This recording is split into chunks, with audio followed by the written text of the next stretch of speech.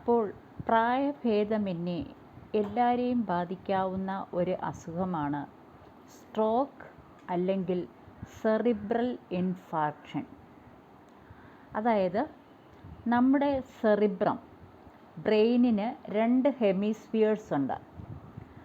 ആ 2 ഹെമിസ്ഫിയേഴ്സിൽ നിന്നും വരുന്ന നെർവ് ഫൈബേഴ്സ് മെഡില്ല ഒബ്ലോങ്ങേറ്റയുടെ അവിടെ വെച്ച് ക്രോസ് ഓവർ ചെയ്ത് ഓപ്പോസിറ്റ് സൈഡിലേക്ക് പോകും. അപ്പോൾ ഏതെങ്കിലും ഹെമിസ്ഫിയറിൽ ബ്ലഡ് സപ്ലൈ കുറയുകയാണെങ്കിൽ അത് പല രീതിയിലാവാം.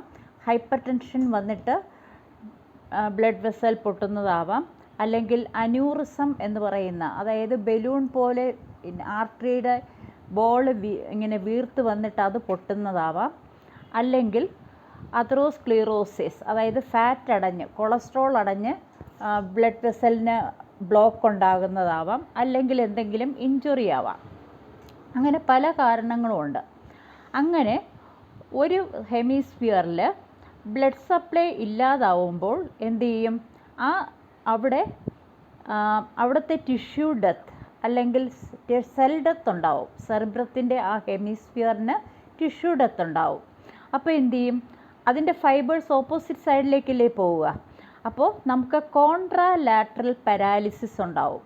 ഓപ്പോസിറ്റ് സൈഡ് ഓഫ് ദ ബോഡിയുടെ എതിർ വശത്ത് പാരാലിസിസ് ഉണ്ടാവും. ഇതാണ് സ്ട്രോക്ക്.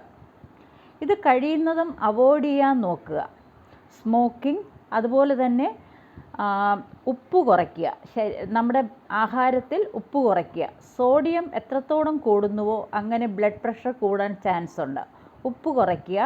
അതുപോലെ തന്നെ സാച്ചുറേറ്റഡ് ഫാറ്റ് കുറയ്ക്കുക. പിന്നെ ഇതുപോലെ തന്നെ നമ്മൾ പുറത്തു നിന്നും വാങ്ങിക്കുന്ന പ്രത്യേകിച്ചും മാംസാഹാരങ്ങൾ കുറയ്ക്കുക. ഗ്രില്ല് ചെയ്തതും മറ്റുമായിട്ടുള്ള ആഹാരങ്ങൾ കുറയ്ക്കുക. എക്സസൈസ്, പ്രോപ്പർ എക്സസൈസ് ചെയ്യുക. അങ്ങനെ പല വിധത്തിലും നമുക്ക് സ്ട്രോക്കിനെ തടയാനായിട്ട് പറ്റും. പിന്നെ ഇഞ്ചുറി, അത് നമ്മുടെ കൺട്രോളിലല്ല. അങ്ങനെ ബ്ലീഡിങ് ഉണ്ടായിക്കഴിഞ്ഞാലും ഇത് വരാൻ ചാൻസ് ഉണ്ട്. അപ്പോൾ സ്ട്രോക്ക് വരാതിരിക്കാനുള്ള കണ്ടീഷൻസ് നോക്കുക. ഇപ്പോൾ വളരെ യങ്ങായിട്ടുള്ള 30 വയസ്സിൽ താഴെയുള്ള ആൾക്കാർ നോക്കിയാലും കൊളസ്ട്രോളിൻ്റെ അളവ് വളരെ കൂടുതലാണ്. കാരണം അവരൊക്കെ പുറത്തുനിന്നുള്ള ഫുഡ് എന്തോ ഒരു ഭയങ്കര കാര്യമായിട്ടാണ് കഴിക്കുന്നത്. ഡിന്നർ കഴിക്കാൻ കൂട്ടുകാരുമൊത്ത് പുറത്തു പോകുന്നു. അങ്ങനെ പല കാര്യങ്ങളിലും അവർ വേണ്ടത്ര ശ്രദ്ധ കൊടുക്കുന്നില്ല.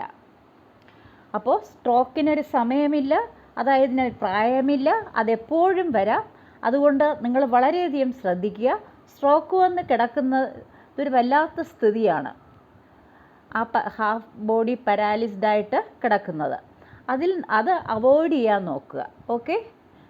കൊളസ്ട്രോൾ കൂടിയാൽ സ്റ്റാറ്റിൻസ് എന്ന് പറയുന്ന ആ മെഡിസിൻസ് ഉടനെ തന്നെ തുടങ്ങുക. കൊളസ്ട്രോളിൻ്റെ ബോർഡർ ലൈൻ എന്ന് പറയുന്നത് 200 അതിൽ കൂടുതൽ അത് തന്നെ ബോർഡർ ലൈനാണ്. അത് വരുത്തരുത്, അങ്ങോട്ട് പോകാൻ നോക്കരുത്. അതിന് മുൻപ് തന്നെ നമ്മൾ പ്രിവെൻറ്റീവ് മെഷേഴ്സ് എടുക്കുക. ഓക്കെ.